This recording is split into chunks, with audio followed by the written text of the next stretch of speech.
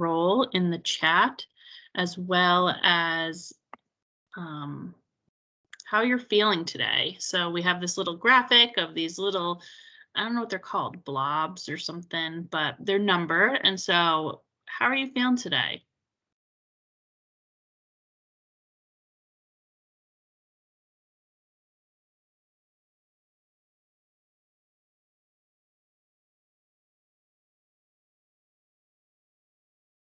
And while you're doing that,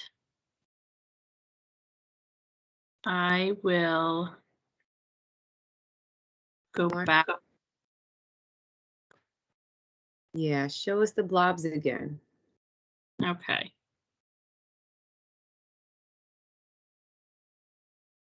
Which screen am I sharing? You're sharing nothing. I'm not sharing anything? Okay, let me stop. I feel like Connie's sharing. I just see you and Connie. Okay. Good morning, Connie. Sorry for all the technical difficulties. Share. Yeah, now you got to share what blob you feel like this morning. Yeah. Now is it sharing the blob? Yes, yes, perfect. Okay, wow. Teams does not like us this morning. Does someone want to hit record for us? I did. You're all set. Wonderful. Fantastic. All right, so name, agency, role, and what number blob man you are. And Ashley, I think you and I are 11 and 12 because we are in this together. Where's 11? Oh my God, yes, we are. We are 11 and 12, best friends. Maybe 17 and 16, I don't know. Keep me through this. Right? Okay, so as people are doing that, today we're going to go through what the benchmarks are, like the overview and the background of them. And then we were also going to go through each individual measure. So the 19 measures that we go through, we'll break it down, how people are included in there, how they achieve it, things like that. And so we'll break it down by numerator and denominator, and that even those terms might be big, so we'll even break down what those are.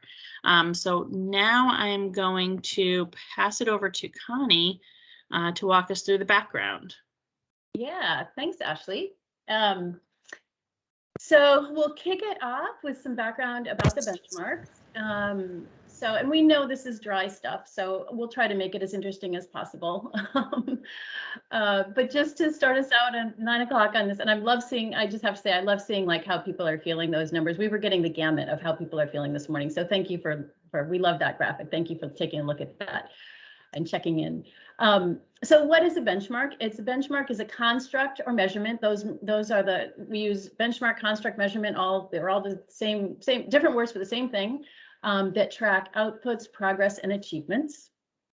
The national benchmarks come from HRSA, and we wanted to take a moment to just mention HRSA and Pew because we talk a lot about HRSA and these benchmark measures, and we wanted to say that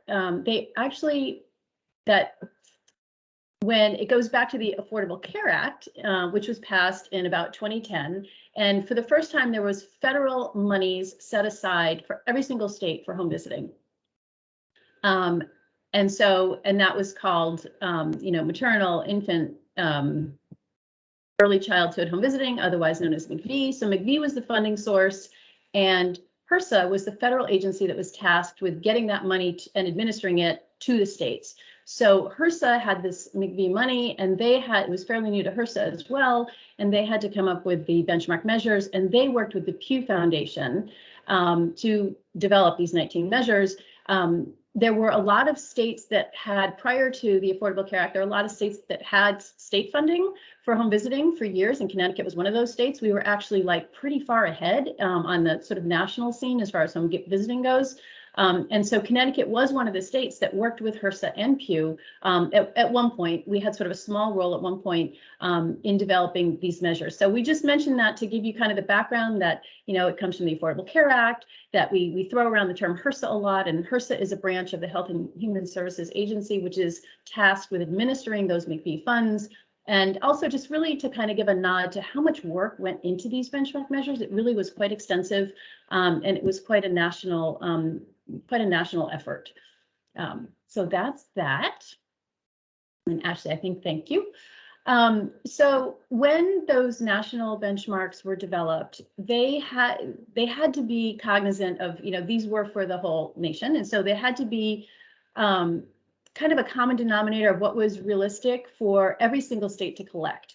So it's a little bit like they couldn't ask the moon, right? They had to be realistic about what could every state get. And I say that because there were states like Connecticut that were already getting tons of information, right? Before McV ever hit the scene, we had a really rich data system. And I know many of you out there were a part of that.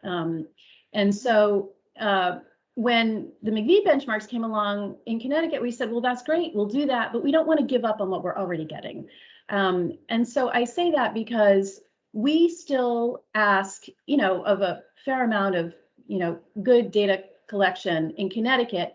And what HRSA asks for is really kind of like a subset of that, because theirs are more specific and less extensive.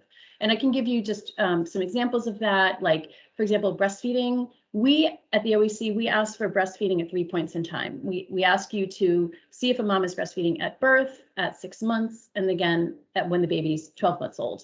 The HRSA benchmark is only at 6 months of age, when the baby's 6 months of age, right? So what we're asking for is more extensive than what the benchmark is asking for.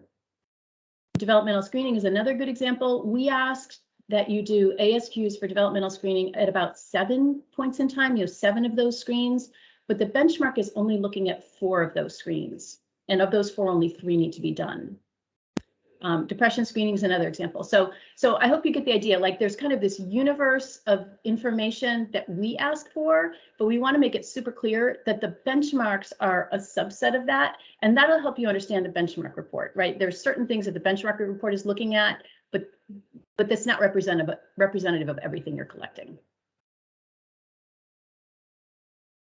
So in terms of terms, we want to be super clear with our terms. There are 6 topic areas, and these are things like maternal and newborn health.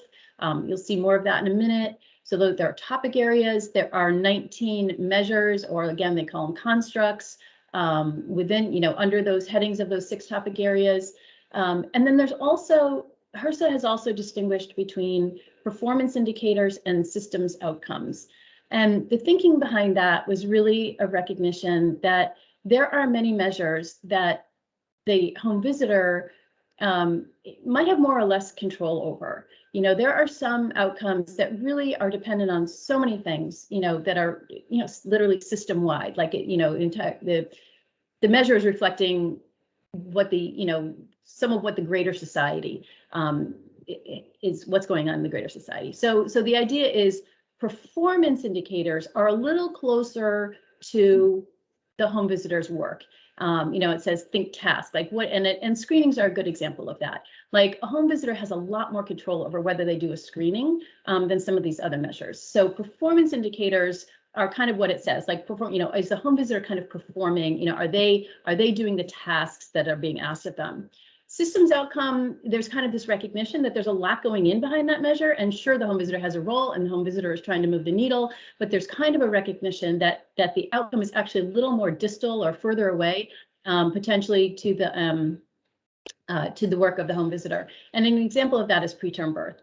If you went to the doula presentation, which was amazing yesterday, that was a really good example of the system that is sort of behind some of these outcomes we see with preterm birth. More terms, numerators and denominators, and this actually came up as a question in yesterday's training, so I'm really glad we have this slide. So just to review, all the benchmarks are framed in terms of fractions. They all have a numerator and a denominator. So to review, the numerator is the number on top of the fraction, and the denominator is the one at the bottom. So like in the pizza graphic below, in one case it's cut into 6 slices. There are, 3 out of 6 our pepperoni. The other 3 are some strange hardware. So, 3 out of 6, and that's the same as a half, right? So in one case, the fraction numerator is 3 out of 6. The other case, it's 1 out of 2. Either way, it's a half or 50%, right? But that in one case, the numerator is 3. The other case, the numerator is 1. So in every case, for the benchmarks, the denominator is going to be, so the number on the bottom, right? In these examples, the 1, the 6, or the 2, or the 5, the number on the bottom is going to be the people who are included in the measure. And that's super important to understand because it differs depending on the benchmark. So for example, with child injuries is one that includes every child. Once a child has been born, they're included in that measure. So in that case, however many children you have enrolled, that's going to be your denominator, right? Because it's kind of like the universe of everyone who's included in the measure.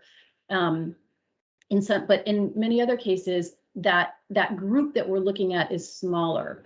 Like in the case of breastfeeding, it might be, or would be, all the moms who had a baby who turned 6 months old during the reporting period. Because again, that breastfeeding measure is looking at whether the mom is breastfeeding at 6 months. And so the denominator, it's not going to include all your moms. It's not going to include all your moms with babies even. It's going to include only your moms who had babies who turned 6 months old during the reporting period. So that would be the denominator. Again, the number on the bottom of the fraction, right? The bottom of the fraction is everyone who's included. Then the numerator, the top of the fraction, is going to be the people who got the measure. So in the case of breastfeeding, it's going to be the number of moms who are breastfeeding. In the case of depression screening, it'll be the number of caregivers who got screened for depression, right? So the numerator is always the folks who got whatever we're trying to get, and the denominator is always the folks who are included in the measure. And you'll see that on the report, it's literally laid out. Every single measure, there's a numerator and a denominator. So this is a handout, which we'll go over. We have a session this afternoon that we had so many handouts that we literally had to have a whole nother session for them. And this is one of them. And this is a handout from HRSA that we thought was really useful. So we'll go, you'll see it again this afternoon, but we included it here to just kind of show that terminology again. So we have, benchmark area, that's, that sort of like those 6 categories of benchmarks. Maternal and newborn health is the first one. The construct, construct, measure, same thing, is in column 2. The measure type, there's that systems outcome for preterm birth. Depression screening is considered a performance indicator. The column for indicator is just a kind of succinct description of what the measure is looking at. And there are numerators and denominators. So there it is laid out for you, in each case, and we usually kind of start thinking of the denominators first, like who's included in this measure, that's going to be the denominator. And then the numerator is sort of what do you have to do to achieve the measure? So there are those terms. And then we can skip, that's just a continuation of the same handout, I think. So here are those 6 areas, I won't read them, you can see them. Those are the groupings of measures. And then I think on the next slide, it shows which ones, fall within each grouping. That's just sort of how they're organized. And I think, and then this is how we sort of translated it in ECIS in the same way. So there's that maternal and newborn health is that first topic area. Preterm birth is the first measure. So it goes, measure 1 through 19. And in each case, there's your numerator, your denominator, and then the percentage obviously is based on that numerator and denominator. We wanted to just kind of call your attention to the fact that there are so many different time frames at play. And in a minute, we're going to go through each benchmark one by one. And we just kind of wanted to point out, like, pay attention to the time frames at play. And what I mean by that is, different measures, are gotten, that information for them is gotten at different points in time, and they are very often unique to child or caregiver. So for example, screening and assessments, the ASQ schedule, that's unique to child. And it's in ECIS, right? Like it's laid out for you when that, 9-month screen is due and when that 8-month screen is due. But you really have to kind of be paying attention for each family as to when things are due. So screening and assessments, very often it's either unique to the caregiver child or it's due like within 3 months of enrollment or within 6 months of enrollment. Again, that's going to be unique to every caregiver because it's going to depend on when they enrolled. then we have referrals, right? So if someone does have a positive screen, there's going to be a time frame, for giving the follow-up referral. We have one benchmark that is every home visit. We have others that you record, you get the information and record as they happen, and injuries and maltreatment are examples of those. And we have others that are on a quarterly schedule, like updating insurance information or asking about the reading and singing to children. So I wish we could say, oh, there are 19 measures and every quarter you just go in and update all 19 of them. Unfortunately, that's not the case at all. It's unique to family, and you really have to, kind of be hip to when these things are due for each of your families. And again, we put on the bottom, see the 2 data collection schedule handouts, and what that is, again, we'll look at those this afternoon in more detail, but those are really, I think, the key to understanding when things are due. And if you follow what's on those handouts, you're covered. Like that covers everything that the OEC is asking for. And then this is just a note about primary caregivers and index children, which is that the reports only include primary caregivers and index children. And again, the OEC, we get information, and ECIS gets information about every caregiver who's enrolled, right? And that's what we collect. That's what we need. But HRSA has said we can only have one primary caregiver per family. So in that report, when you run the benchmark report, it's only going to include primary caregivers. So we wanted to make that distinction. And similarly, it only includes index children. So we encourage you to enroll siblings. We encourage collecting data on siblings. And in the case of preterm birth, siblings are actually included in the benchmark. But with aside from preterm birth, all the other measures, it's only going to include index children. So if we mentioned these partly because if you run reports and you say, this looks strange to me, I know I have more caregivers than this, it might be because you have families where 2 caregivers are enrolled and the report is only reporting on one of those 2. Or it might be the case that you enrolled, a sibling, but they're not showing up, in the ASQ measure, and that's correct. Like they shouldn't be. They should only be showing up in that preterm birth measure. And now we get into the 19. So now we'll take them one by one, and I'll hand it over to Ashley. Okay. So our first one is the preterm birth one that Connie was just talking about. So this is the definition of it, is that it's the percent of infants among mothers who enrolled in home visiting prenatally and before 37 weeks who are born preterm following the program enrollment. So this pertains to babies born to mothers enrolled prenatally, and the timing is shortly after birth. The preterm birth, like Connie had just said, does look at siblings too. So if you are, you're updating that pregnancy table in ECIS, it's going to know that there's a new pregnancy and expect a child to be born. And that child, if, born preterm, will be included in this measure. So the next measure is breastfeeding, and this is the percent of infants among mothers who enrolled prenatally who are breastfed at any amount at 6 months of age. So it pertains to all babies 1 year and younger, and the timing is at the baby's age of 6 months. So this is in ECIS under that mother's file, the health and wellness tab. Although the benchmark is looking at the 6 month point, ECIS asks if the mother initiated breastfeeding at birth and if the mother was also breastfeeding at 12 months. So although the measure is only looking at 6 months, the OEC expects further data collection. Okay. Feel free to put questions in the chat, and Jen is monitoring that, so she can always stop me as we go through these more. The third measure is depression screening. This looks at the percent of primary caregivers enrolled in home visiting. Can we go back one question? Jill had a question about siblings. Can we go back? To preterm? Yeah. What did you mean by that, Jill? If you can unmute yourself.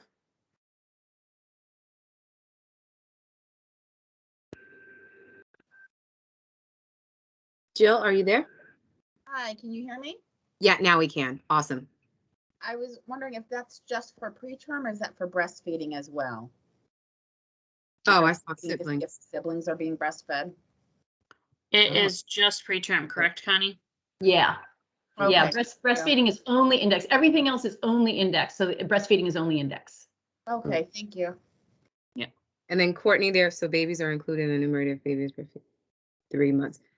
No, this is only, go ahead, Ashley. This is only counting babies that have, that are 6 months of age and could potentially be breastfeeding still.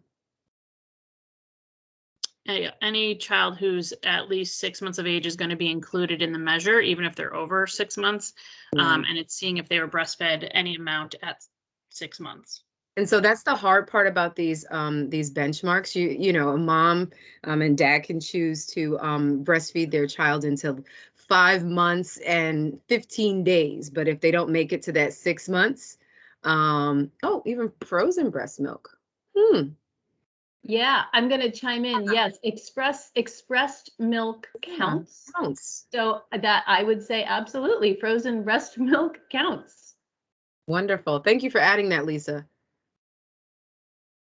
Okay. Okay. So now we're on depression screening, and this one looks at the percent of primary caregivers enrolled in home visiting who were screened for depression using a validated tool within 3 months of enrollment if they were enrolled, if they were not enrolled prenatally. However, if they were enrolled prenatally, the measure is looking to see if within 3 months of the baby's delivery, did they get screened for depression. This pertains to only primary caregivers. And again, the timing depends on if they were enrolled prenatally or not. So within 3 months after birth, or if they enrolled prenatally, or within 3 months after enrollment. Okay. It's important to note that if the caregiver is already receiving treatment for depression at enrollment, the expectation is that the caregiver will still be screened with the appropriate time noted. However, you do not need to refer them again. And in ECIS, to note this, when you add a depression screen, you would have to select that yes, they are receiving depression services at enrollment, and that you could say no, you did not refer them because you already knew that they were receiving services. Okay. And So Ashley, could you go back a slide?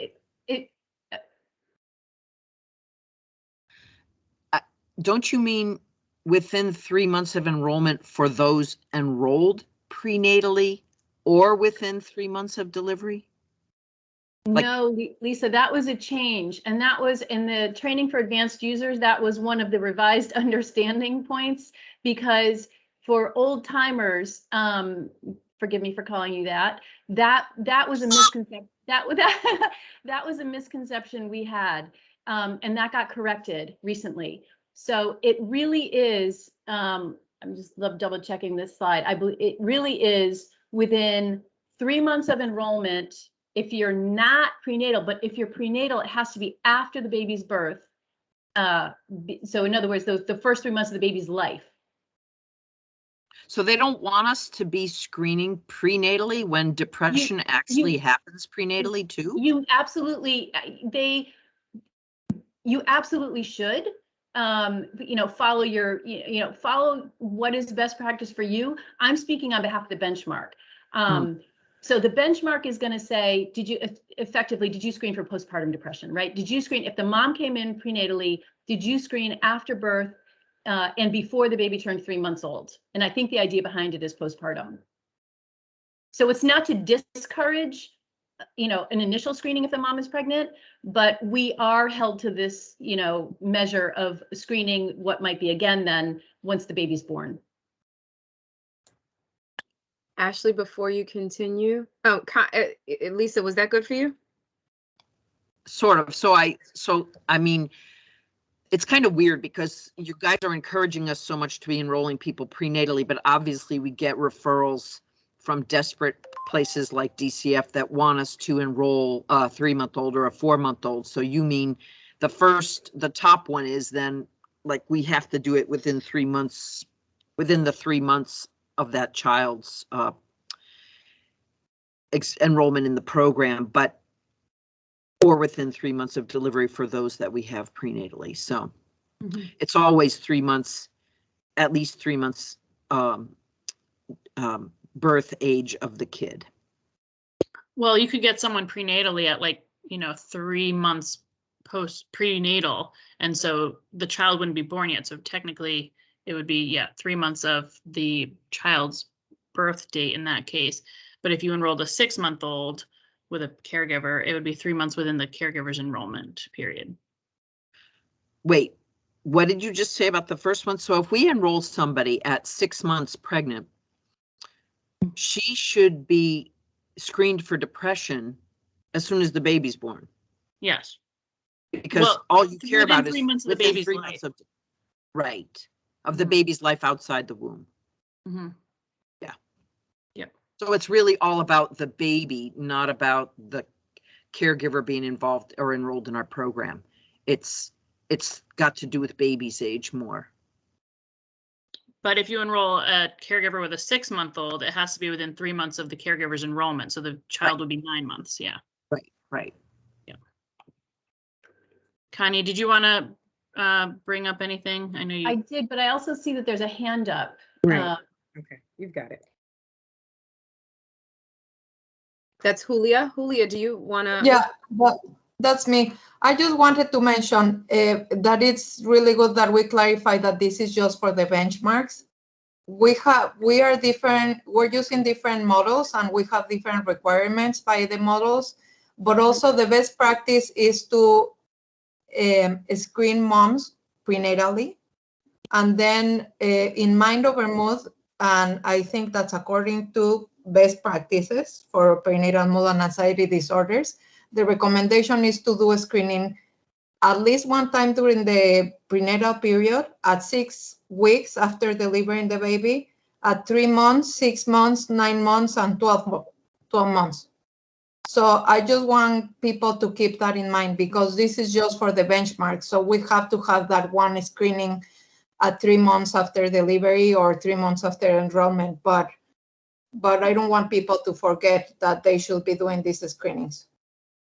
Yes, that's a great point. And to other benchmarks as well. The benchmark captures one moment in time kind of thing, but there's data expectations for your models and the OEC that go above and beyond what the benchmark expects. Connie, did you want to go ahead?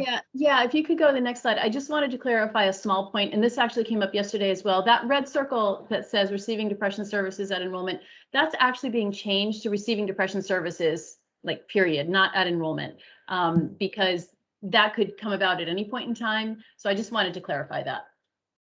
Okay. So you'll see this afternoon in our resources that we have a screening and referral expectation document that we'll go over. And this is one of the measures that is included on that. So although you're still expected to screen a caregiver, even though they're already receiving depression services, you don't necessarily need to refer them. I mean, you can, but they're already in services, but the system won't ding you if you don't refer them, because if you note that they're already receiving services. Ashley, with regard to this measure, there's a question in the chat. Tracy asked, do prescribed meds for depression count as depression services if there is no ongoing therapy? Good question. I feel like we have to get back to you on that one, Tracy. Connie, do you know? Yeah. Yeah, this hasn't come up, but someone prescribed those medications. So I'm thinking it counts, but we'll put that in the FAQs. Thank you for raising it. Okay. So the next measure is well child visits, and this is the percent of children enrolled in home visiting who received their last recommended visit based on the AAP schedule. Again, this pertains to only indexed children, and there's a long, extensive list of the schedule. You'll see them in ECIS if you have older children, but it's important to note that the visit must happen within the respective time frame for each age. And so in ECIS, you'll see here that the 30-month let's look at the 30-month, for example. The window is 8/22 ending. So if I run the benchmark report on August 1st, since the 30-month window has not fully closed, the system would be looking at the 24-month visit, the last fully completed window did the child receive that well child visit? Okay. When windows close, we can still go back and enter data within that window, but at a later date, correct? Yes. And you can even enter data that's not in the window. So if this child had the appointment on, 8:30, you could enter that as well.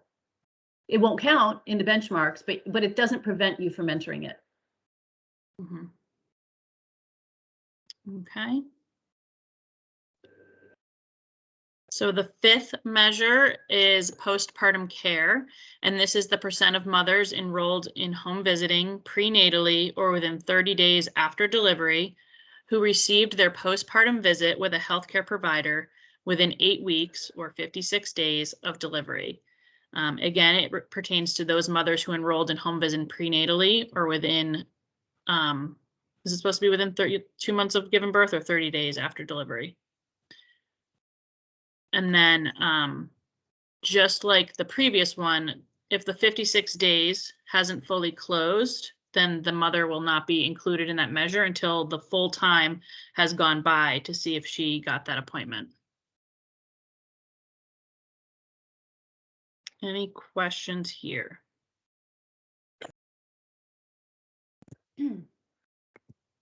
Great, then I'm going to pass it over to Connie.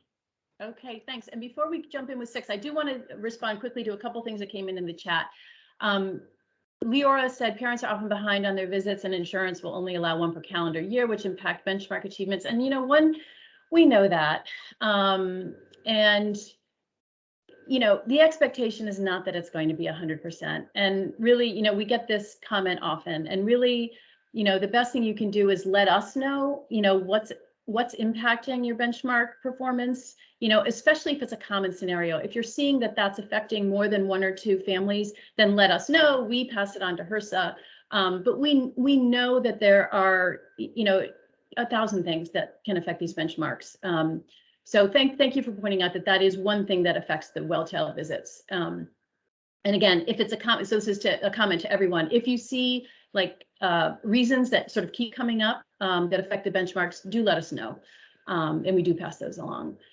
And then I just want to respond to Karina's comment. You're wondering if this report has been fixed for the older children. I'm going to talk at the very end about sort of where we stand with benchmarks. So let's table that one to the very end. And Anthony said, can a site be dinged by the system if they over entering a benchmark?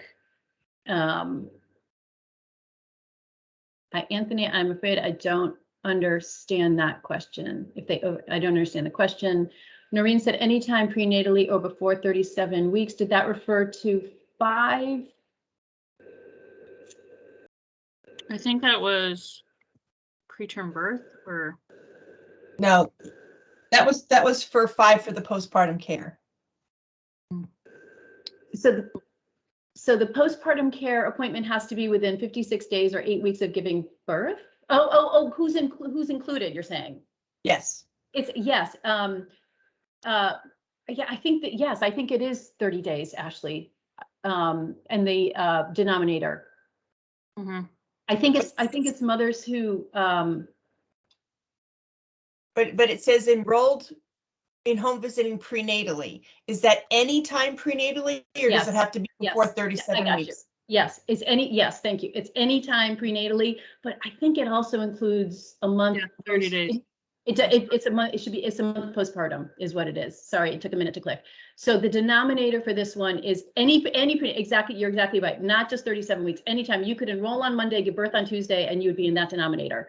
And I'm pretty sure it also includes moms who enter with a newborn, right? So because you've got 2 months to get the postpartum appointment. So I think it's that if you enter with a child who's 30 days or younger, I think it should actually be within 1 month of giving birth, 30 days, which I think Ashley said. Yep. So it's not even just prenatal. It's also or with a baby who's up to 1 month old. And sorry, Ashley, I wanted to pause to answer one question, and it's turned out to be a few more.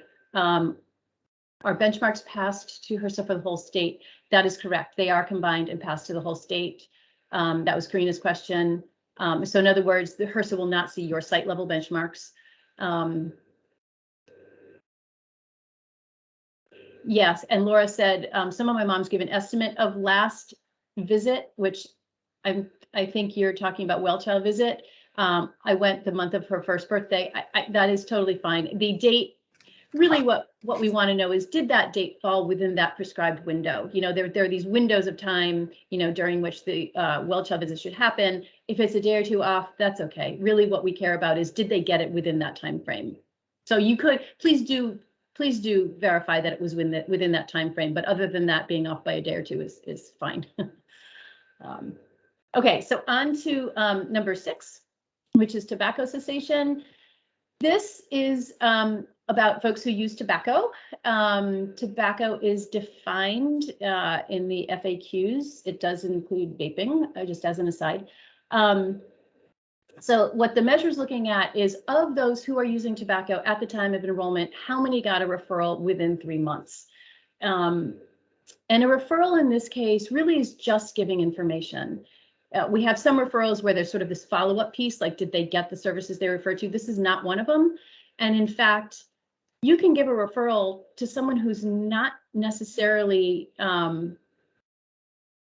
interested in the referral. They're actually in the drop down for the referrals. There are actually choices of, you know, the caregiver was interested and I gave them a referral, and the caregiver wasn't interested, but I gave them a referral anyway, because we want to acknowledge that you, the home visitor, are doing your piece by giving that information. And it kind of acknowledges that the caregiver themselves may not be willing or ready for cessation, but you can do your piece, which is give them that information. And that's what the benchmark is looking at.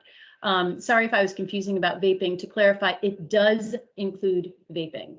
Okay, there are various forms of tobacco use. That's why the benchmark doesn't say smoking, right? It says tobacco use, because it acknowledges that there are different forms of tobacco use. So it does include vaping, and it also includes other forms. I don't want to misspeak, so but I know that that is in the FAQs, which is in one of those many handouts we'll be going over as well.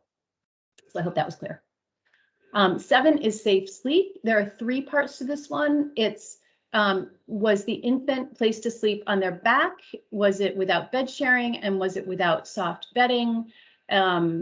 This pertains to all children younger than 1 year of age. So since there are 3 parts to that, all 3 parts have to be consistent with safe sleep practices. And what I mean by that is, the answer has to be yes, they're placed to sleep on their back. 2, correct, there is no bed sharing, and 3, correct, there is no soft bedding. So if one of those is not consistent with safe sleep, then that's sort of a no, right? All 3 have to be in, you know, what's consistent with safe sleep to be counted as a yes.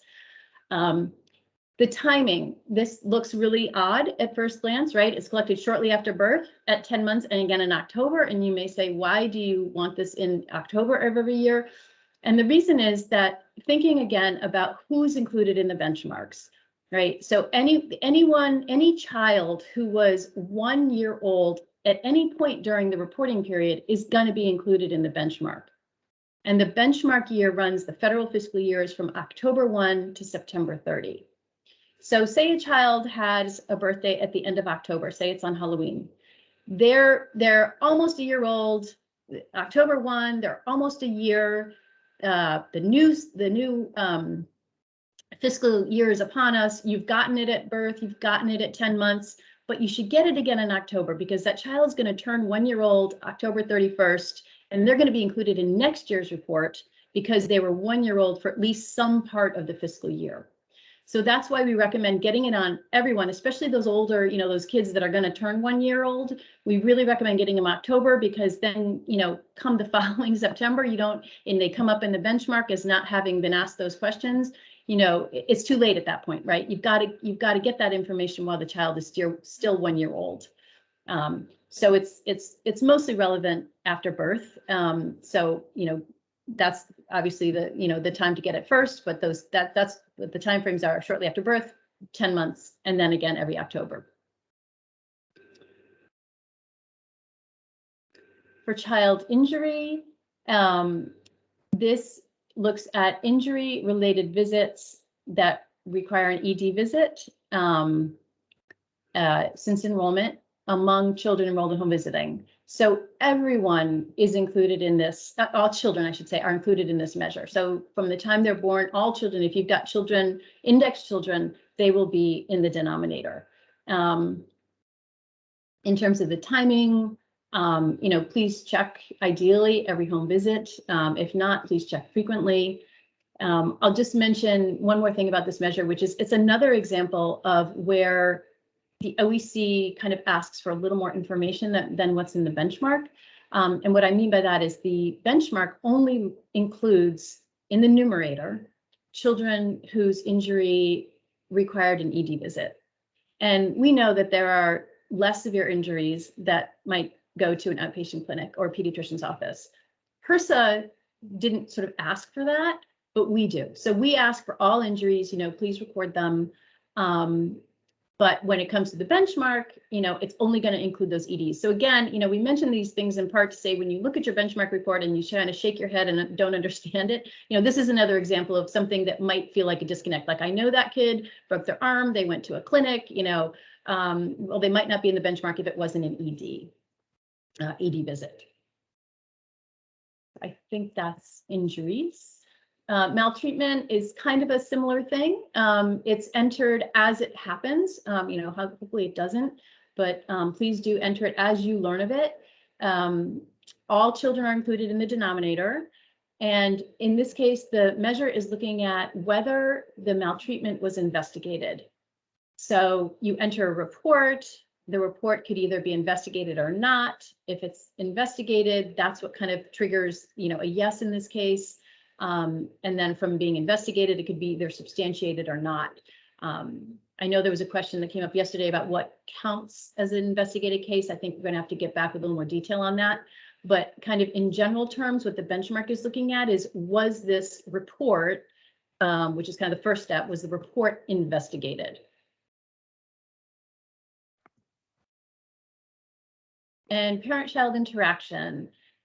So this is percent of primary caregivers enrolled in home visiting who received an observation of caregiver-child interaction by the home visitor using a validated tool.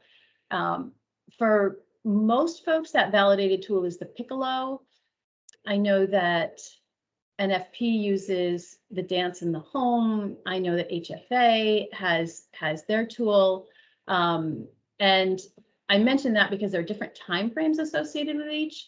And so that timing, at the bottom where it says timing depends on your validated tool. If it's the Piccolo, that kicks in at 10 months. And so the child won't even be included in the measure until they turn 10 months, because that's the point at which the Piccolo has been, validated for. So from 10 months on, the child will be included in the Piccolo, and that time frame of that 10 months is specific to the Piccolo, and it will vary for the others accordingly. All right, I want to pause. Is there any questions in the chat? Actually, I see one, Ashley. Does not count if investigation occurs before enrollment. That is absolutely right. We're looking, so back to the maltreatment. I assume this is about maltreatment, and it is correct. It does not count if the investigation was before the enrollment. The measure is only looking at what happened when the child was enrolled. Okay. All right. Are we feeling good? Do we want to keep moving on, or do we want to stretch? I know it's a lot of information.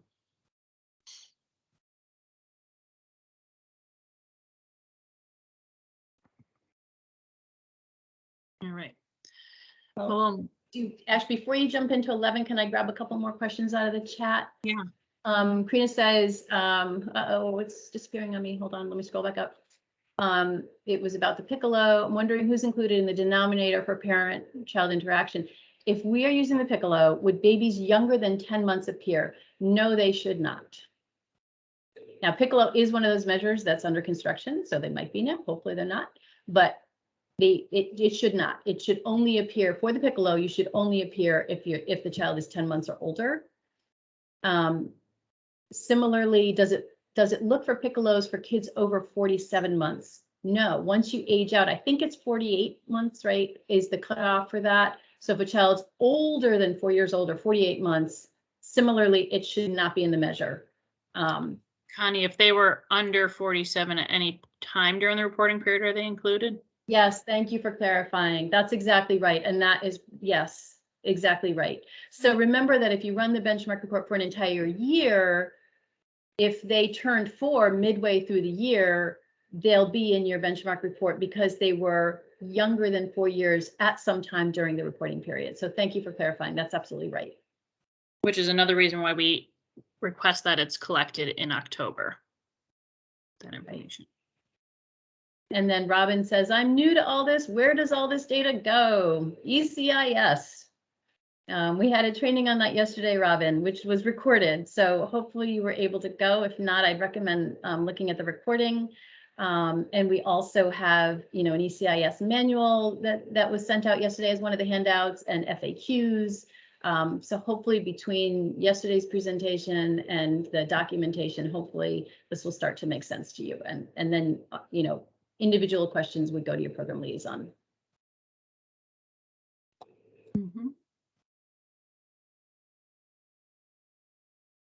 Anything else, Connie? Can you answer my question about medical marijuana? I didn't see it come through. We're getting lots of votes for a break.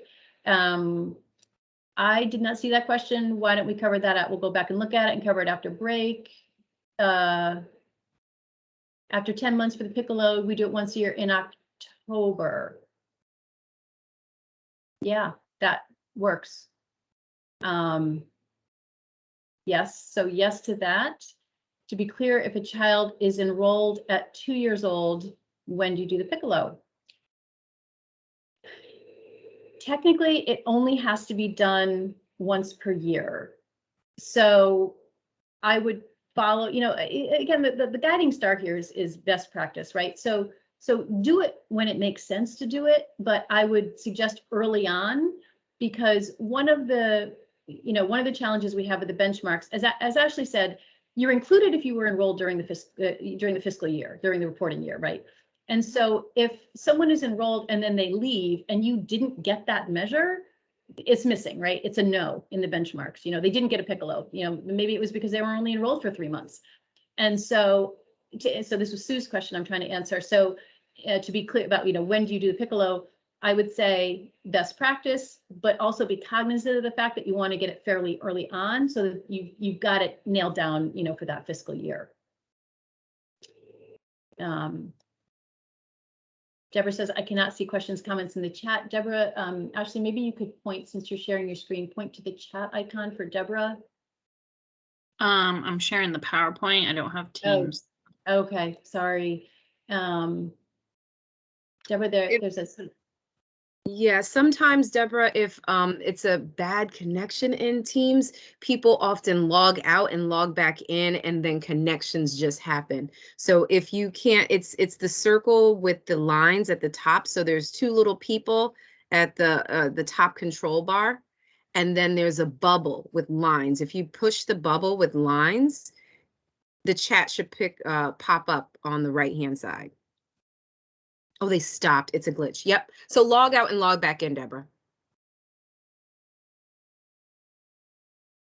Okay, so we had lots of votes for a break. So why don't we take 5, or Ashley, whatever you tell us for break? Yeah, we can do 5. Let's come back at 9:55 so we can move forward and continue this on.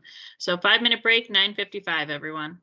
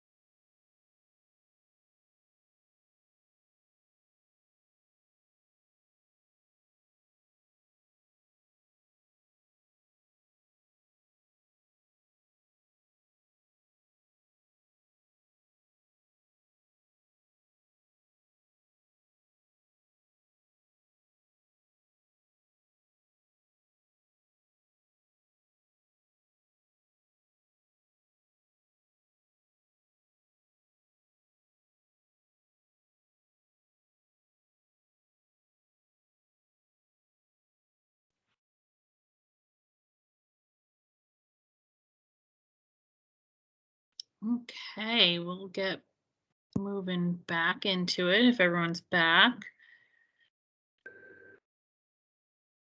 Connie, you there? Yes, I am. And I wanted to get back to the question about medical marijuana. Thank you, Maria. I had missed that at first.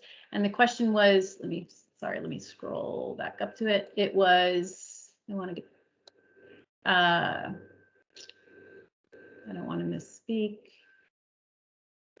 What about vaping medicinal amounts of marijuana? We do not think that is tobacco use. We'll get, we'll sort of double check, but on our end, but as of right now, no, that wouldn't be tobacco. That would be, medicinal marijuana. So no, you wouldn't count that under tobacco use. And then there also was a question about, is the fiscal year and reporting year the same? Yeah, we sort of use them interchangeably, meaning the federal fiscal year, that October 1 to September 30, that's the federal fiscal year. And that's our kind of big benchmark reporting year. I just want to point out, the state fiscal year is a July 1 to June 30. So actually, Ashley should really be speaking to this because for other matters like contracts and budgets, you might be following a state fiscal year. But when we talk about like a big annual benchmark report, we do mean that federal timeframe of October 1 to September 30. And Ash, I'll let you chime in on that too. No, that is correct. Your contracts and your contract budgets are on the state fiscal year, which is July 1 to June 30. However, our data collection is on the federal fiscal year, which is October 1 to September 30. I know it's, why can't they be the same, right? But okay, is that all? Looks good. Okay, so we're moving right along. We're in measure 11 of 19. Sorry, I just have a question. Can you hear me? Yes. Regarding the siblings, it wasn't clear for me if I have a mom that was enrolled, like already for 1 year, 2 years, and then she got pregnant again. I was told I was not supposed to change the prenatal information in the demographics tab, but how do you report that the mom is, again, is there a way, or should we report that the mom is pregnant again somewhere or not? Yeah, Connie, do you want to take this? Do you want me to? I'm actually, why don't you take it out? And if you want, I can share my screen for like 1 minute and actually show it. I'm pulling up ECIS right now. Yeah, so this is one of the new features of ECIS is we added the pregnancy and postpartum. I don't know if you want to call it a box or a tab or whatever. It's not really a tab. It's a box within the health and wellness. And so you can update pregnancies there. Have to put all this information in. And so if people want to mute themselves, like He's been doing this for years. and so Connie will share her ECIS screen. It's actually easier for you to do it than me because you know your families. Right. And they were You're supposed to not put up muted, show Lynn. sheet. I don't know if they did it in Apricot. I'll show all of you before you start next week. And do you They were want supposed to put a little button next to, like, you know how you hit the plus to do the next one? Right next to that so that you can see all of. Yeah. Okay. Thanks, Ashley. Ashley, can you hear me now that I'm sharing? I'm not sure. Yes, we can hear you. Okay, thanks. So just to, I wanted to reference this quickly. This is the button Ashley was talking about, pregnancy and postpartum information. And so you can add a pregnancy. So here's already the information for one pregnancy, but you can add another one. You would start by entering the estimated date of delivery. I'm going to say it was Christmas. Submit, and there becomes a second record in that table. It'll pop back up. Here we go. So there you go. So this is how you would add a pregnancy to a mom. So it keeps track of, here's the original pregnancy, and then here's the second one. So that's how you would add it in the record. And where that was, again, was in the health and wellness tab of the caregiver's record under this pregnancy and postpartum information table or button.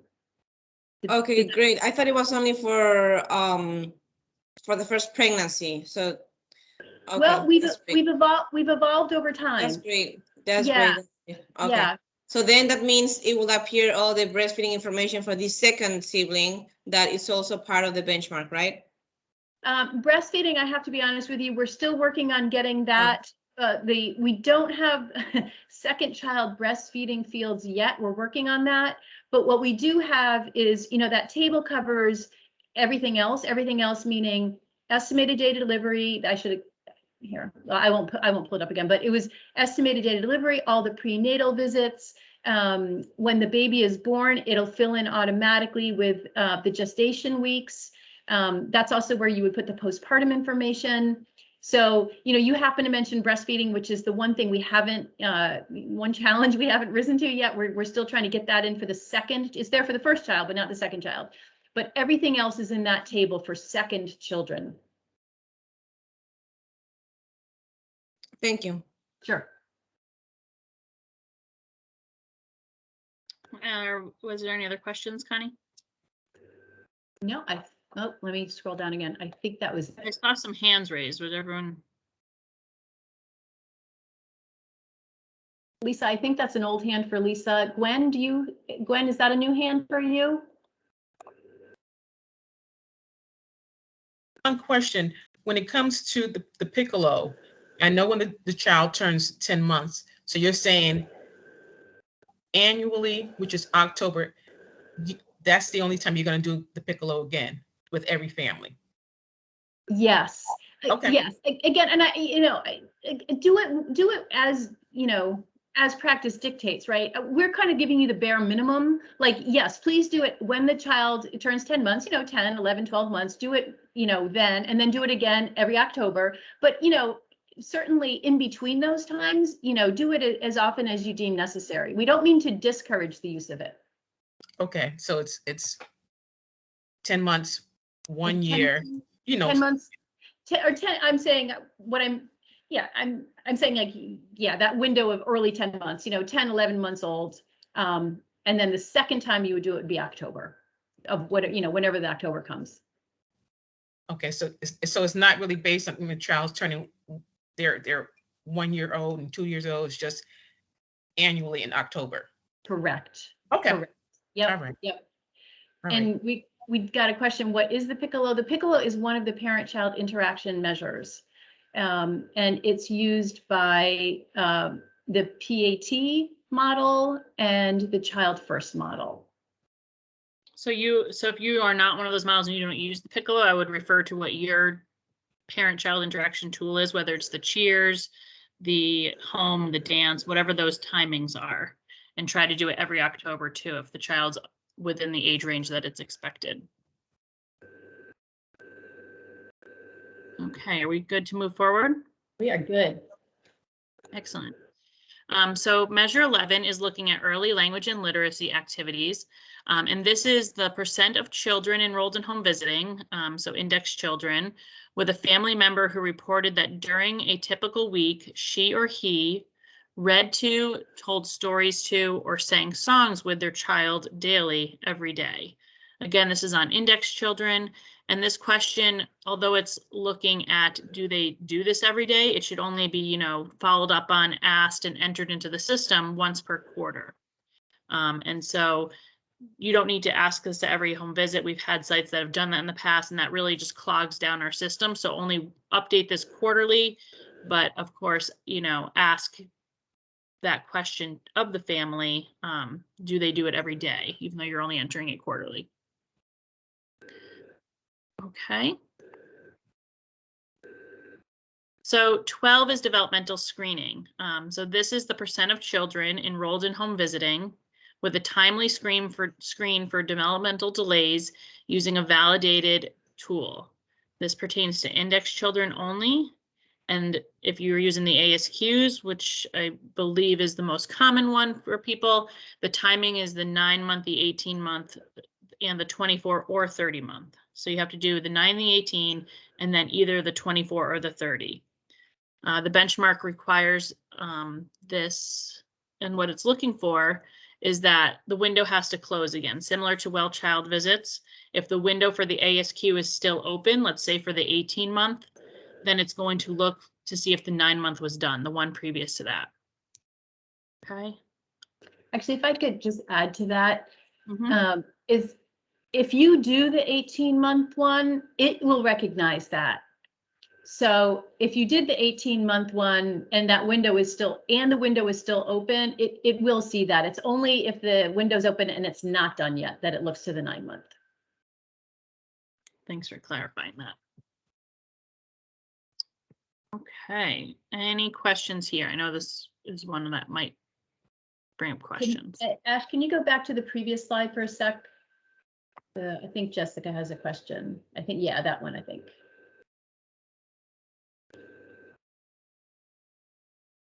Jessica, I don't know if you want to unmute if you had a question.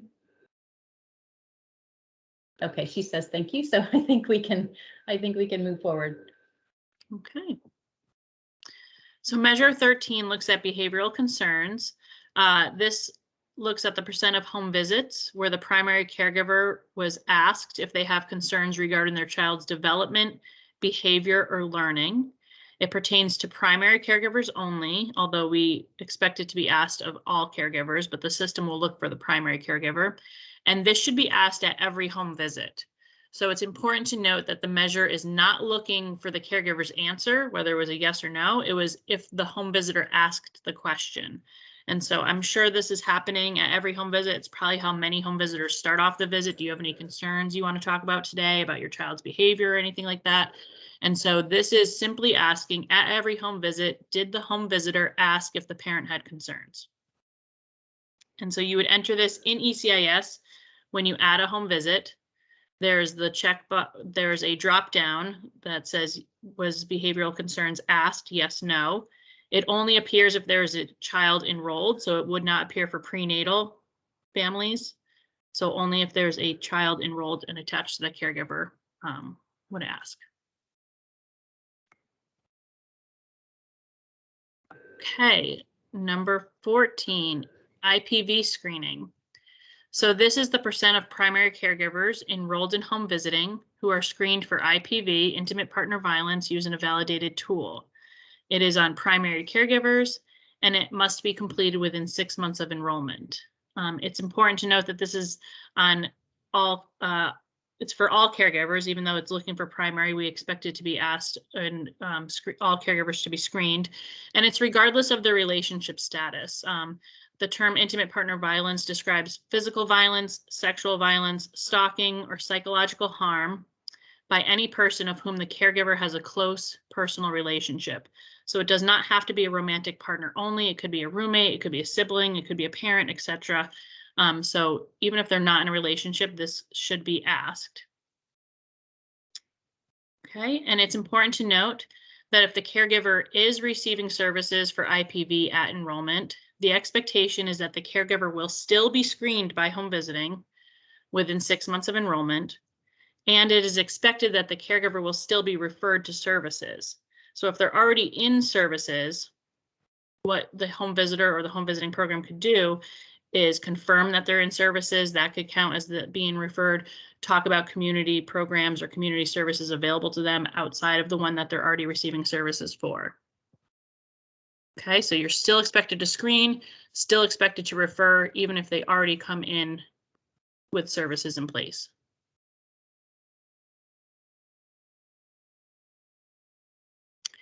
And number 15, primary caregiver education. So this is the percent of primary caregivers who enroll in home visiting without a high school degree or equivalent, such as a GED, who subsequently enrolled in, maintained in continuous enrollment, or completed high school or their equivalency while participating in home visiting. So it's looking at primary caregivers. This measure follows caregivers who enter the program without having a high school degree or equivalency. And the timing is that it looks to see at any time while they were enrolled, did they go back to school? Did they graduate? Did they get their GED?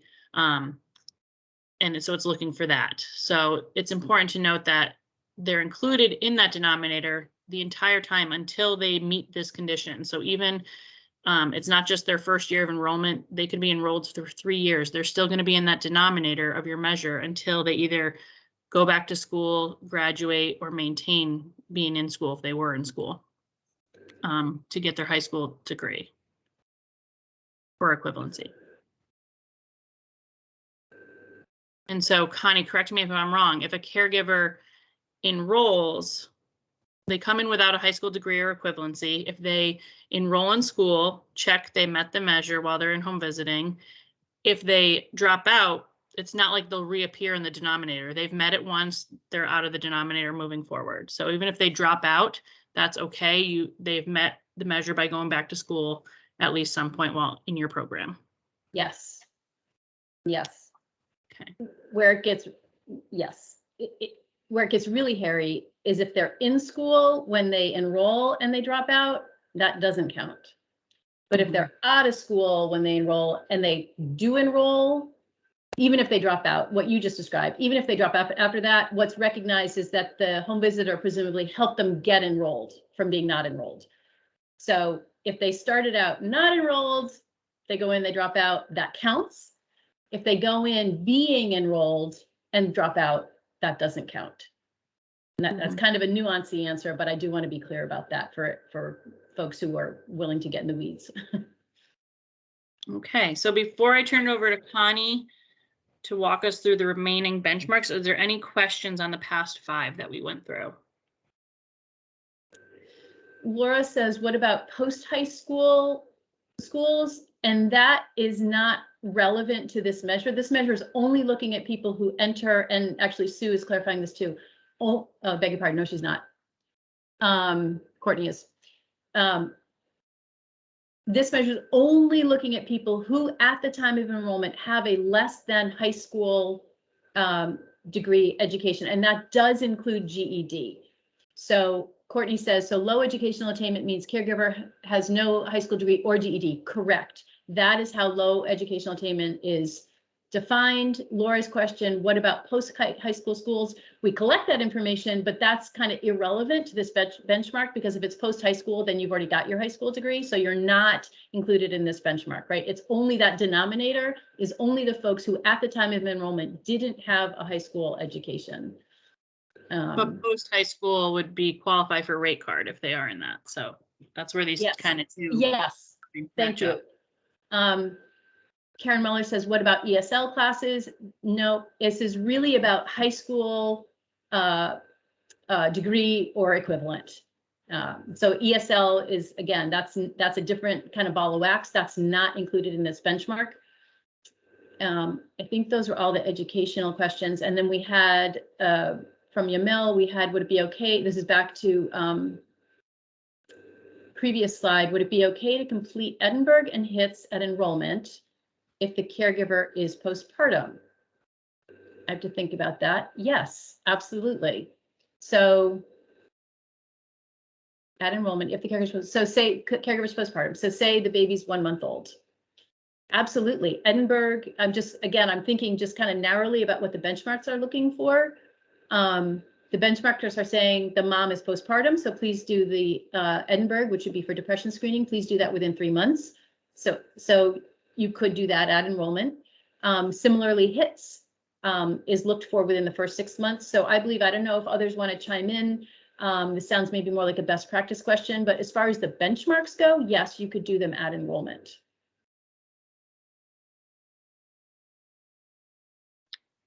Okay, are we ready to move forward?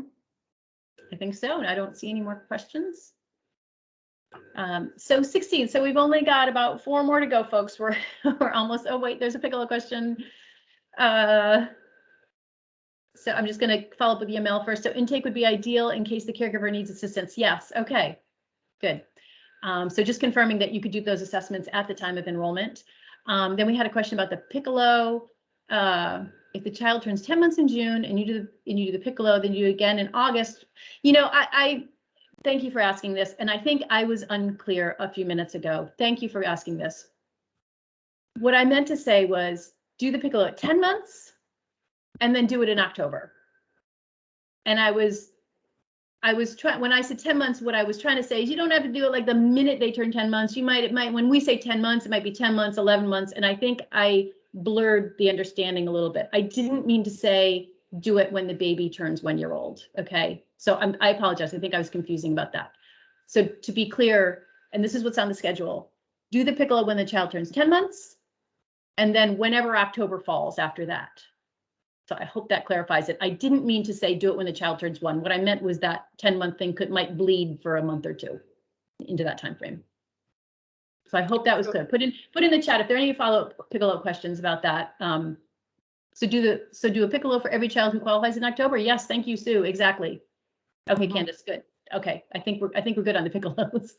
All right, so back to our last view. So number 16 is continuity of insurance coverage. It's the percent of primary caregivers enrolled in home visiting who had continuous health coverage for at least 6 months.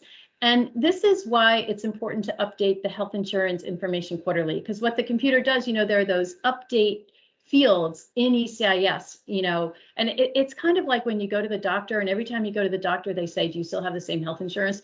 And it's the same idea. You need to just check with your families and say, has anything changed for your health insurance? Probably, the vast majority of the time, nope, still got the same insurance. And if they don't have insurance, hopefully that's something you're helping them work towards. So you would just each quarter, check with them, has anything changed, and be sure to update that, because the system is looking for a 6-month time frame, that goes by where you have kind of confirmed, yes, they've had it for 6 months. I'll just mention here, this is actually going to change in October 1st. Right now, it's looking at any 6-month period during the reporting period. For next reporting year, it's going to look at the most recent 6-month period. You don't need to worry about that change. If you update that information and kind of confirm it with a date every quarter, you're fine. That's what we're looking for. Just update it just like you do when they go to the doctor. Just update it every quarter and you'll be good.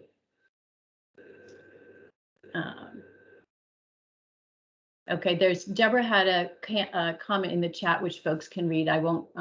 Folks can read that. I don't need to. It's not a question. I won't read it out loud. So completing depression referrals. It's the percent of primary caregivers referred to services for a positive screening of depression who receive one or more service contacts. So the caregivers in this measure are caregivers who were screened for depression, found to be positive, and referred for services. So it would be a relatively small pool of people. And what that's referring to is the denominator, right? So we're only looking at that small group of people who were screened, the screen was positive, and they were referred. Okay, so that it's going to be a small denominator. And then the numerator is going to be the folks who really got at least one service contact. And that, again, this is entered in ECIS. If someone is positive, it's going to ask you, did you refer? And if you say, yes, I referred, it's going to ask you the next level, which is, did that caregiver receive a contact, with a provider as a result of that referral? And so you would fill in yes, yes or no. And if yes, the date. So it's really kind of this subset of people who were referred for depression. In terms of timing, the home visitor should follow up on any depression referral they give, right? And as soon as you know that they receive the care, which you would do naturally, you would follow up and say, hey, were you able to contact so-and-so? Did you see them? How did it go? So just be sure to kind of come full circle around and enter that information into the computer. I'm going to backtrack. Hey, Michelle. Michelle is asking, when entering insurance, should Husky clients be entered under Medicaid or CHIPS? I know this is in the FAQs. And I'm not sure, Michelle. I'm going to defer to the FAQs, and if it's not clear in the FAQs, we'll make it clear. Thank you for asking that. I don't want to misspeak. Okay, so 18 is completed developmental referrals. This is kind of the similar idea as it was with depression, where the question is, once you gave a referral for a positive screen, did the in this case child receive that referral? Okay, so it's kind of coming that full circle around. Not only did you get the information, like for smoking, we just give the information. Here you go. That counts. Check. I mean, you want to follow up, but the computer isn't asking you to follow up. For depression and developmental, the system is saying, okay, you gave that referral. Now tell me, did a service result from that? And there's some time frames involved with this. Which is actually, I'm going to skip down to the notes first and say that there are 3 kinds of referrals that sort of quote unquote count for developmental delays. One is individual support from the home visitor, and there are activities that you can do that are included in the ASQ, screening kits that address the various types of delays. So you can get information from there. So that's one. So the home visitor working with a child, specific on that delay is considered a referral. Early intervention services, in other words, birth to 3 is another kind of referral. And the third is other community services, kind of self-explanatory. So those 3, if you choose one of those 3 in the drop down, each of those sort of count, quote unquote, as a referral, and each of them has a time frame associated with it. For the individual support from a home visitor, there actually is no time frame. That could be at any point in time, and just you would do that. You could put as the time received the next home visit. If you were working with a child.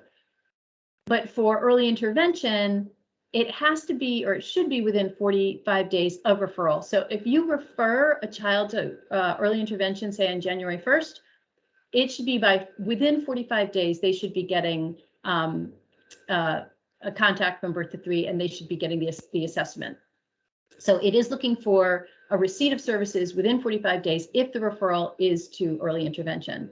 Similarly, for community services, if you refer someone to a community service organization, it's looking to see if that referral was completed. In other words, if the child received the service within 30 days. So there are those timeframes attached to that one. And again, I'll just say quickly, the denominator again is kind of limited, just like it was with depression. The denominator is just those children who were referred, which is going to be a small number. Okay, our last one is intimate partner violence referrals. This one, for the depression and the developmental screening, we have that added layer of kind of coming full circle. Did the caregiver or the child receive the services that were referred for? IPV is not like that. IPV is just saying, did you give the information, to the caregiver? So I should backtrack and maybe read. So the definition is % of primary caregivers enrolled in home visiting with a positive screen. So again, it's only those folks who had a positive screen to begin with that are going to be in the denominator. So that's what it pertains to, all primary caregivers who screen positive. And then for the numerator, it's who received a referral of information for IPV resources. In terms of timing, as soon as risk of violence is identified, referral should be shared. And as soon as it's shared, please record it. And again, to clarify, measure only looks at whether referral information was shared, not whether it was followed up on by the caregiver. And this also is another measure where, as Ashley was saying, on the screening part of IPV, even if a caregiver is receiving services for an organization for domestic violence or IPV, you do still need to screen again. This was a HRSA, sort of requirement. So you do still need to screen, even if they're working with someone, you need to screen again and you need to refer again. And in this case, a referral, could be really a conversation, almost kind of verifying that they are working with the organization. Like, I understand, you've mentioned you're working with so-and-so, how's that going? Just kind of like a check-in. It's, it can be done, through conversation, hopefully, appropriately. Connie, is this one of the measures where the caregiver is included until they get that referral? So maybe they screened positive 2 years ago? It is. I think it is. Yeah, that's a good point. I'm sort of 90% sure, but I think Ashley's right. I think that if you enrolled in 2020 and a caregiver was positive for domestic violence and there has yet to be a referral, it will keep appearing, you could have someone enrolled for years. I mean, and would keep the caregiver would keep appearing in the denominator until they were referred. Okay, so that wraps up our benchmark section. Is there any questions before we move on to our next couple slides?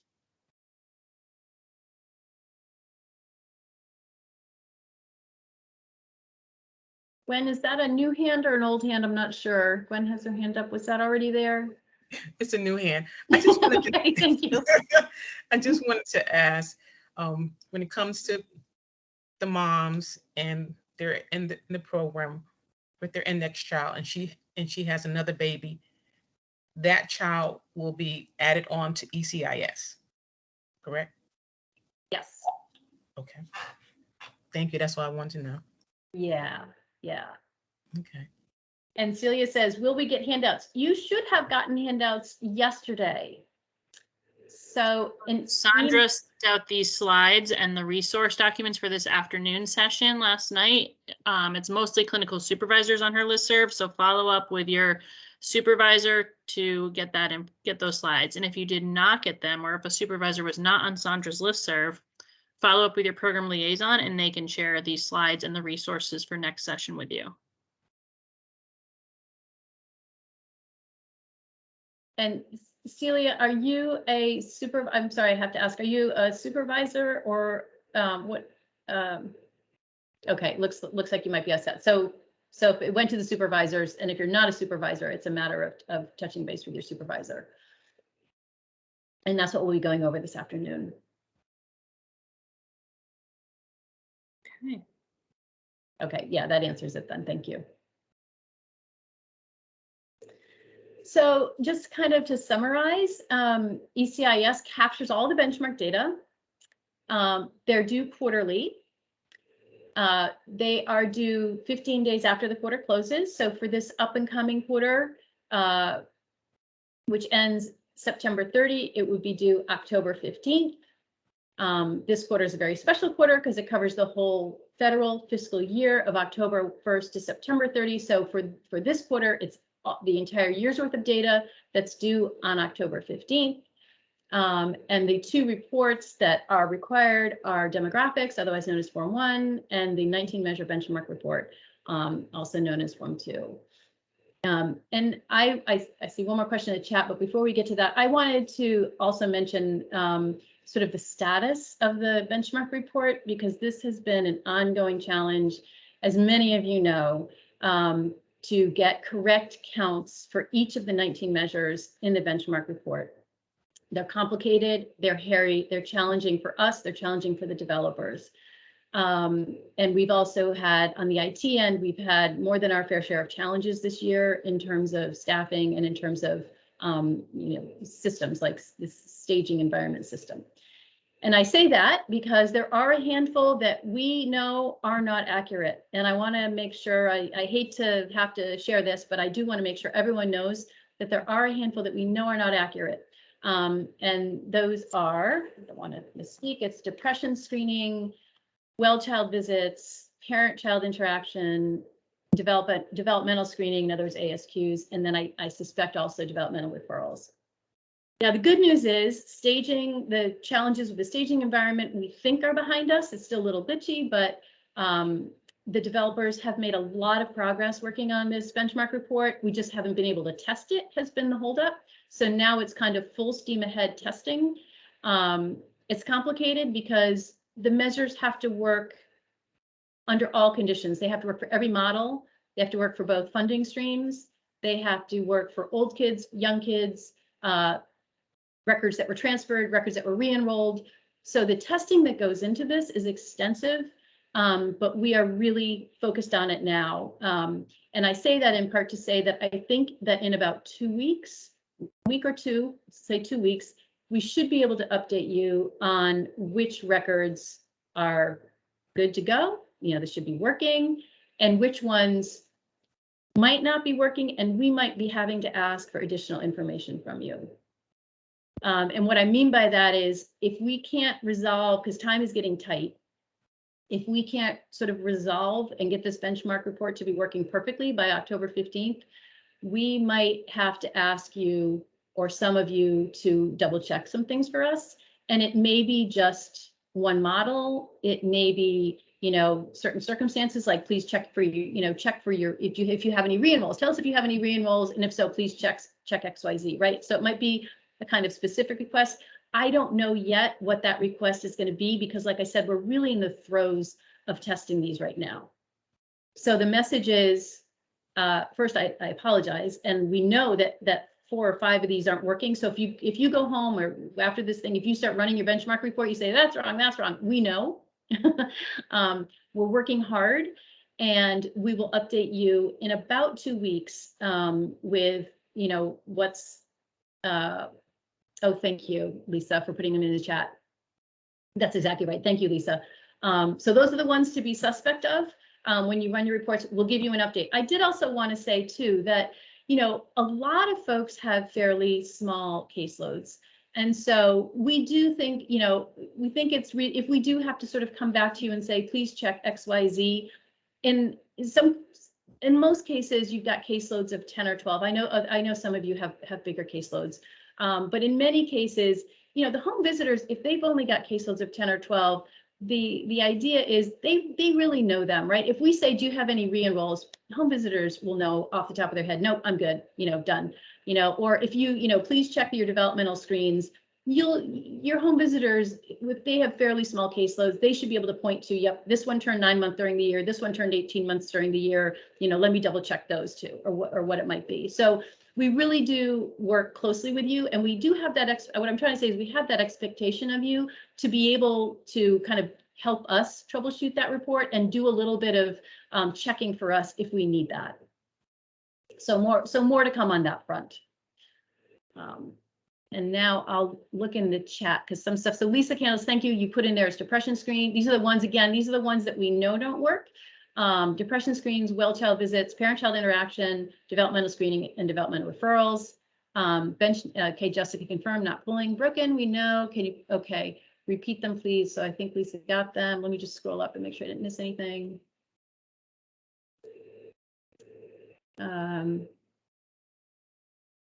There's an IPV question we'll get back to, but let me just make sure we cover all the benchmark related questions first.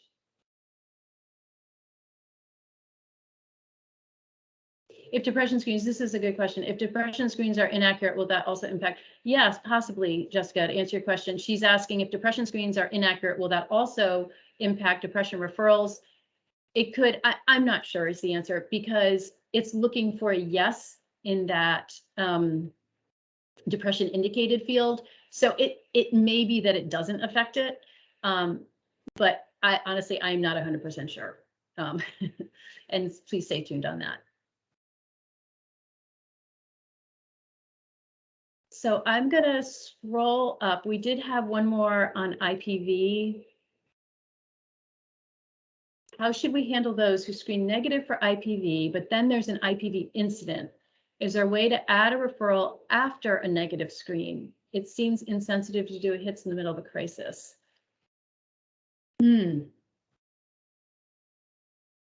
Ashley or Jen, do you have input for that? You wouldn't be able to add a referral unless there's a screen entered. So I think if you know about the incident that happened, I mean, the HITS is a 4-question assessment or screen. And so perhaps you can say you didn't actually do the screen, but you know what happened. You can enter that, the answer to that and then put a referral in.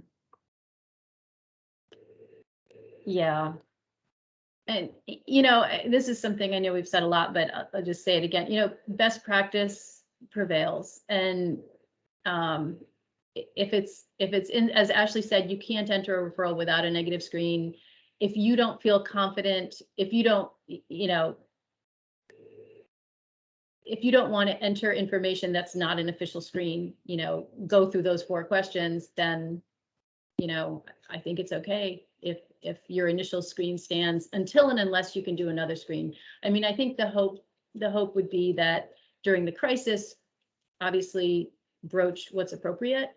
Maybe after the crisis passes, return to the topic, see if you can, integrate kind of sensitively doing a hit screen. I really defer to, you guys in the field and to our program liaisons because the best practice involved.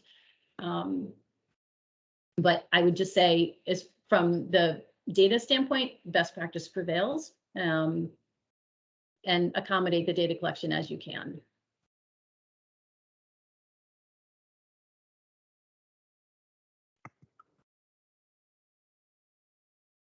So seeing no more in the chat,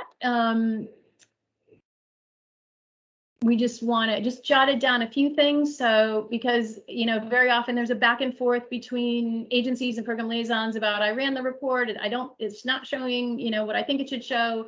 And these are some things to keep an eye on, you know, so aside from those 5 or so measures that don't work, the rest should, those other 14 should. So if you run it and you see something that looks funny to you, keep these things in mind. So keep in mind that it only includes primary caregivers and index children. Keep in mind that the time frame makes a difference. So all these things where we say, oh, did you do it in October? Did you do it when the, you know, when the caregiver was enrolled for 3 months? You know, all these things have these points in time where if you run it for a quarter, it's going to include different people than if you run it for a year. You know, and these cutoff, you know, you have to be aware of when these cutoff dates are. Like, what was that cutoff when the ASQ needed to be done? If you run it a month, if you make the cutoff, you know, run it for a month earlier, a child may be included or not included, you know, depending on when that window for their ASQ ended. So all that to say, the time period you select, because you can put in any time periods when you run a report, it's going to make a difference in who's included in the numerator and who's included in the denominator. So pay attention to that. Devil's in the details. Make sure you understand the definitions of the measures. I still have to almost have that sheet of definitions next to me when I run a report to really make sure, you know, who's in the denominator, because it's not intuitive. I've said this before, which is I hesitate, you know, people always say, oh, you've got, you know, people who are outside of home visiting might say, oh, you've got a benchmark report, just share with us your benchmarks. And I'm always super hesitant to do that because what's in that HRSA benchmark report is not intuitive, right? That depression screening measure, it's only gotten for those new enrollments. So, you know, you screen all your caregivers every year, right? That's what we ask for. You could say, I have screened 100% of my caregivers every year. I have 50 caregivers enrolled, but there's only 10 of them in the benchmark report. Well, it's because only 10 of them, and the benchmark is only looking at those new enrollments for that year, right? So devil's in the details. You've got to know what you're looking at. If you just run it, you know, if you're new to home visiting and you run this benchmark report, you're going to say, what the heck, this doesn't seem to reflect my work. And you've really got to know what you're looking at. You've got to know what is the definition of the denominator, who's included, and the definition of the numerator. And then also a reminder to that view in browser, which Ashley went over yesterday in the ECIS section, that allows you to see the people behind the numbers. So if you run a report and you see, you know, a numerator of 5, denominator of 10, and you say, I swear I did all 10, that should be 10 over 10, you can click on that number 5 and it'll show you those 5 individuals that are behind that total of 5, right? So you could click on your denominator, you see all 10 people, you say, why aren't all 10 in the numerator? Click on it, you see all 10, you click on the 5, you see, okay, these 5 are, kind of by process of elimination, you figure out the 5 aren't. So just a reminder that there's that view in browser function to help you troubleshoot. And then also we set up some office hours, and this is for ECIS and benchmark related questions. We'll send out, I think, Ash, correct me if I'm wrong, but I think we'll send out calendar invites. This is just like literally office hours, come and go as you want, come with a question. You can stay for the full hour or not. This is just because we know that this stuff is complicated, and especially for folks who are new to the program, it's really a lot to take in, and there will undoubtedly be questions once you start. I love the thumbs up. There'll be lots of questions, we know, once you get into it. Yeah, so we'll send an email with these dates and the Teams meeting link in it. We'll have Sandra send that out too. And Jessica said, will there be some kind of supplemental form provided to reports on the benchmarks that are not polling properly? I have to say, stay tuned for that. I think it's going to be, stay tuned. I don't know that it'll be a form. It might be an email saying, please check XYZ, and it will likely not be to everyone. So that's why I hesitate. It might not be even as rigorous as a form. So please just stay tuned as we, you know, sort this out over the next 2 weeks. We'll be back in touch and, you know, be in touch with, you know, what needs to be followed up on.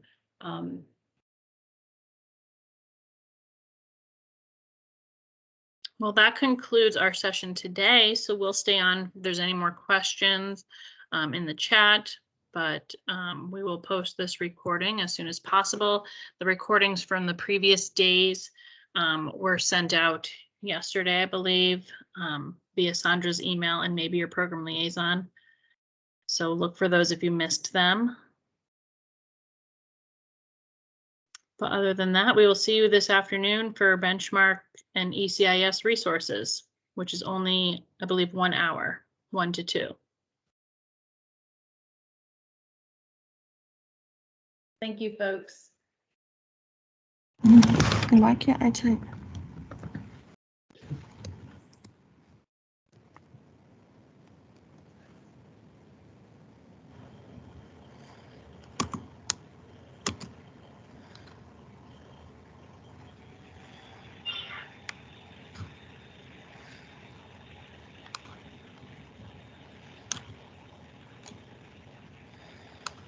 His hand up. Danae, do you have a question?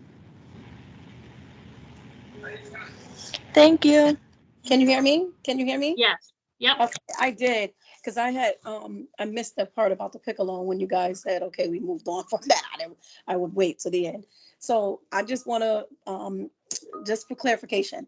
So if I did a piccolo with a family for, in June, and the kid, the child, I don't think she's going to be 10, I think she's 10 months. She'll be 10 months at the end of this month. Am I to do another piccolo, or would that piccolo that I've already done in June